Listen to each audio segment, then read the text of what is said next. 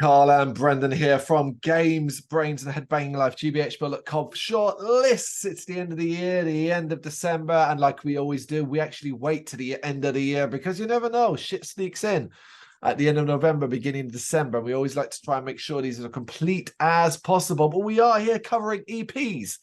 This is a list about EPs, our top 10 EPs of 2023, 10 from Brendan, 10 from me, and I would like to first thank Brendan for once again telling me to take my head for a shit and stopping these lists turning into epics. And because I'm pretty sure I said top 25 EPs originally in a message, right? Top 3,000 EPs of the year or something, wasn't it? And he just, reminded me that, listen, man, we ain't got to go that deep into it. Stick with these. And yes, it was smarter to do that because actually my EP list was a little harder this year. And that was mainly because there've been plenty of good ones. But I was like, well, where am I putting these and stuff like that? I don't know. I struggle more with EPs than I did any other list. Yeah, I struggled a bit with it too. I've listened genuinely this year. I just listened to more albums. I don't know why. So when I was looking through it, I was like, at first I was worried I wasn't even going to get to 10. I did get to 10. So that was like a result. I'm just glad I was glad we didn't do 25 because I would have been basically looking at your ones and just going, oh, I'll have to take them ones. And yeah, just throwing it in because, it's number 18 and stuff like that. Yeah, our EP review list is nowhere as long as it normally is. I guess that's just how it worked this year. Yeah, just depends what comes out, doesn't it? Lots of albums this year. It is that, and we have that list elsewhere, but for now it is EP. So get us started with your number 10. All right, so my number 10 is an EP called Rogue 5 by a band called Admire the Grim. Debut EP for them this year, or debut release for them this year. Unsurprisingly, Finnish melodic death metal band. I didn't get a load of it, but I did get some of it, and this is a really, really good example of it. In the vein more of a Children of Bodom style, lots and lots and lots of like really sort of mesmerizingly intricate guitar work and like solos and stuff like that. But really, really good music, really, really strong. I love it.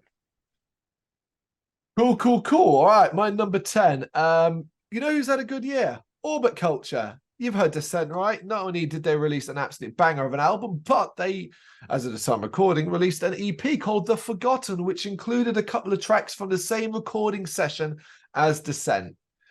Basically, a love letter to the fans. And that's what my number 10 is. It's The Forgotten by Orbit Culture. It is, again, just on form Orbit Culture. It's, if you love what the Descent offered, you're going to love what The Forgotten offers. There's some unique stuff actually on there as well, I will say. So it's not all just like, here's a couple of extra tracks that didn't belong on Descent. There is some thought gone into this as well. But it's also like, you don't got to be a hardcore Orbit Culture fan to hear it. Like, you can listen to that and it's, and be like, oh, this is a pretty cool band. So yeah, The Forgotten by Orbit Culture. Seek and Strike Records, by the way, released that. I'm going to throw out the labels as well. They've had a good year. My ninth one is the EP Songs of the Dusk by Insomnium. Cool. Good band. EP.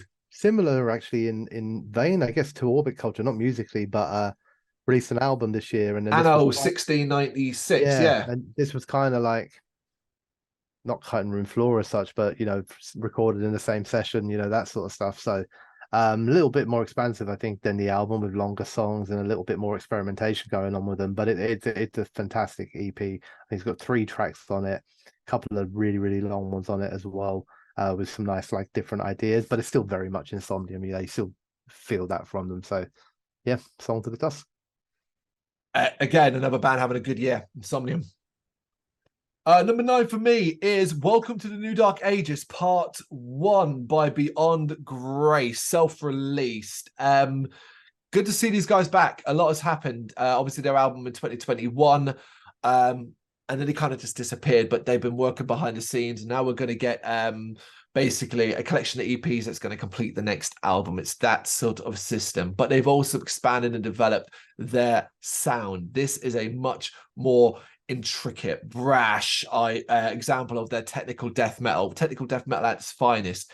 It has 3 tracks on it, 3 original offerings, and 1 unexpected cover song. I'm not going to spoil what that is, but it's a unique idea, each to our own in that front. But yeah, I really enjoyed this. I really got into it. I like tech death. This was a band doing very, very good tech death.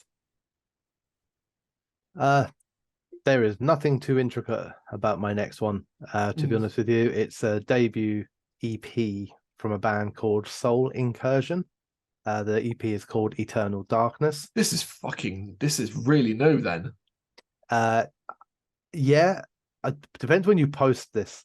Yeah, so as of the either time just recording, recently came out, yeah, or it's coming out on the 15th of December. But obviously, because we review it, the truth of it is that we get to listen to these things earlier. And if I like stuff, I continue listening to it. I do, and I like this a lot. And I like it in a way. I don't was trying to sound like it sounds like it's a derogatory comment, but it's not. But I like it for its simplicity. It is a Finnish band, death metal, no frills, in your face. They planned the EP to be in the vein of what old school death metal in their eyes, so bands like Pestilence and Death. And it is that. It is unrelenting, 5 tracks of variety comes in pace, so there are slowed down ones that use a little bit more like lead guitar. But outside of that, it is just like from first note to last note, shit that just makes you want to punch someone, to be honest. You're just like, oh shit, this is I got a pit. If you're in the middle of Sainsbury's listening to it on headphones and just looking at an old lady next to me thinking, I'm gonna hit you, babe. I'm gonna have to. But I almost covered this EP. I almost got there. I actually written it down on my list, but I didn't move the email across in time. You got there then. Okay, my number 8 is Toothache by the band Binge, self-released earlier this year. At the most basic, we can call it noise rock. But it's not noise rock as you know it. It's an instrumental duo for starters, so that's different. But it's also got a shit ton of technicalities and creative progressive sounds. But it's so heavy and it is bad-mannered as fuck. 6 tracks long, very unique, subvert all expectations you might have of noise rock. It is a very clever and interesting release. Toothache by Binge, number 8. My 7th, I don't have to say a lot about this one because you've already said some stuff about it, and it is by Orbit Culture, and it's The Forgotten. Like I said, what a year they're having. I mean, I'm sure for fans of the band, they've been having many, many good years, but for me, this year has been like mildly interested to wow, this is fucking awesome. It's like you said, it's a continuation of Descent. It's just like, oh, here's a few more. That's what it feels like a little bit. But as the songs are still as good, there's loads going on, a few different ideas. It's another banging release in 1 year by Orbit Culture. Whoop, whoop. Go on, Orbit Culture, killing it. All right, number 7 for me. It is by the band Druids of Eld, and it is the EP A Day of Sorrow, self-release. Epic wonder through atmospheric locales. It's death, destruction, and sacrifice, but all delivered in a very folk-confused melodic with obviously metal elements too. What's quite intriguing about this is it's quite a substantial offering. It's one of those cheeky EPs. It's 5 tracks long, but it's nearly 30 minutes overall. But it will captivate you and it won't feel 30 minutes. So Day of Sorrow by Druids of Eld. So my 6th one, London band Imperium with the EP When Kings Meet. I mean, we speak quite positively about this band regularly, like so not an awful lot of surprise there. I guess that this release was going to make it onto my list. It's exactly what you would want from a band like Imperium. It's heavy, groovy, riffy, got attitude and energy. So my 6th one. Yeah, banging band. I can't believe I have to say this again, but there you go.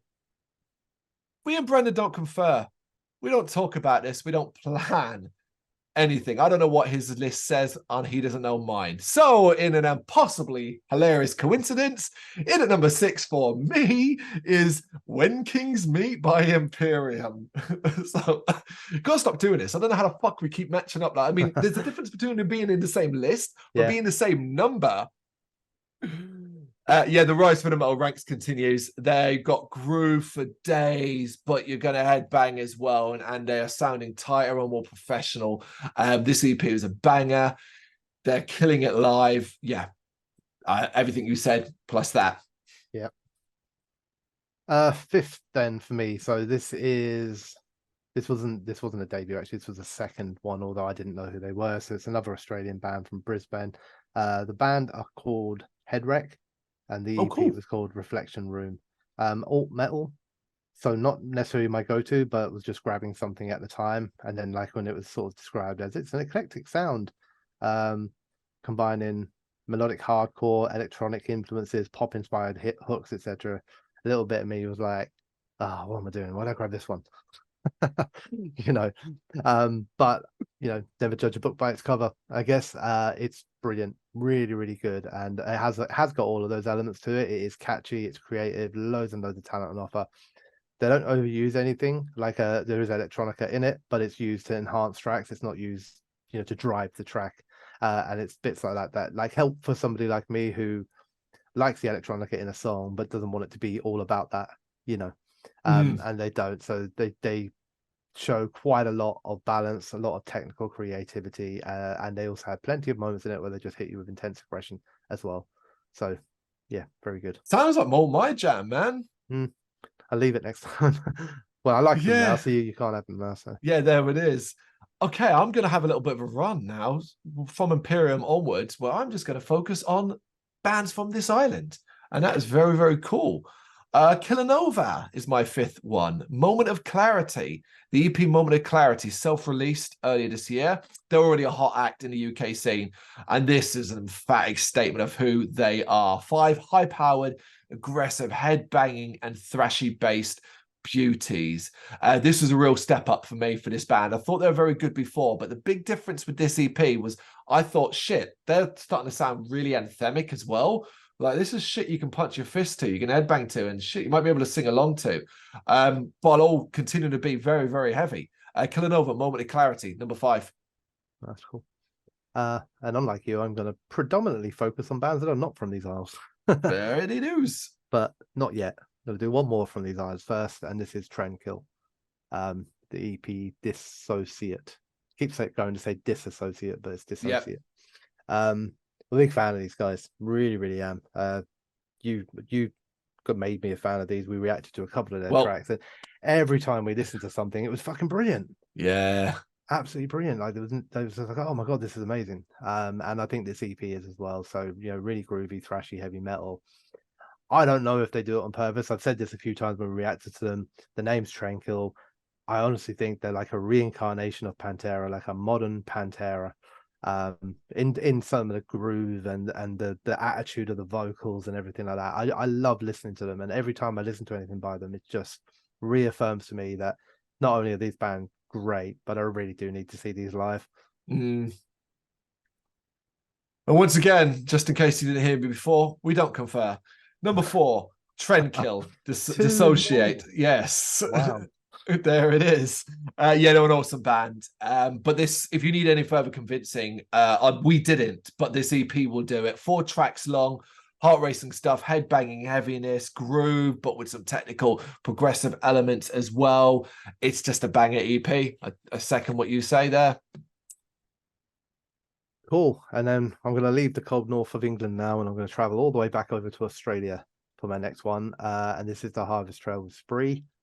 I didn't know anything about these, but let me just like see why I grabbed this one. Right, I'm going to tell you what came across with it. It came over with one of those 4 fans of, and the 4 fans of says bands like At the Gates, Soilwork, In Flames, Dark Tranquility, and the Halo Effect. And I was just like, I'll be having that one then. Thank you very much. That's fucking hilarious. And I was just like, you literally just listed like all my favorite Melodeath bands. It's fucking amazing. And it is fantastic. It is proper like Scandinavian Melodeath, like I would imagine if you're not that much of a fan of it, you'd listen to it and go, oh my god, it just sounds like all the rest of those. But if you're a fan of that sort of stuff, then it's perfect, really, really cool stuff. Lots of guitar driven, melody and lead soloing and then the heavier side on the vocals with a little bit of clean every now and then as well. So for a couple of years now, I've said the same thing. There's always seems to be some like top quality comes out of Australia, man, and they just seem to be killing it every year. So, and these are the next ones for me. Yeah, Australian scene's strong, man. Absolutely. But so is the UK scene, as I stick to that and mention Draconian Rain with the EP Tragedy Eternal out via Seek and Strike. So far, I've had 2 Seek and Strike records, and everything else has been self-released on this list. Weird. It's brutal heaviness. They combine deathcore with black metal and then have these stunning symphonic elements. And it is so fucking intricate and so cleverly done. This new EP, it is an example of an exciting, extreme prospect in this. The EP has a unique flavor because of that deathcore blended with black metal, which is fine in itself, but you have those symphonic elements. That gives it this richness. So makes it my 3rd favorite EP of the year. Draconian Rain, Tragedy Eternal. Cool. So I went to Australia to a band doing Swedish music, and now I'm going to go to Sweden. There it is. There you go. And this is Tribulation's EP, Hamartia. Great Came band, out though. in April. Yeah, great band. Obviously a very well-known band, very famous, and they're just a really cool band. I've always liked them stylistically in that anyway. You know, they're kind of like a mix, really. Kind of occasionally touch towards like the death metal side of things, but then often also touched us towards like a little bit post, a little bit. I don't like the term, but they used it, blackened rock and roll or black and roll. But I like black and roll. I can see where it's coming from, you know, and it does kind of work for them. You know, this EP, it's not really going to massively change anything. It's not stylistically different or anything like that. It's just another handful of songs by Tribulation that are really fucking good. They're a great band.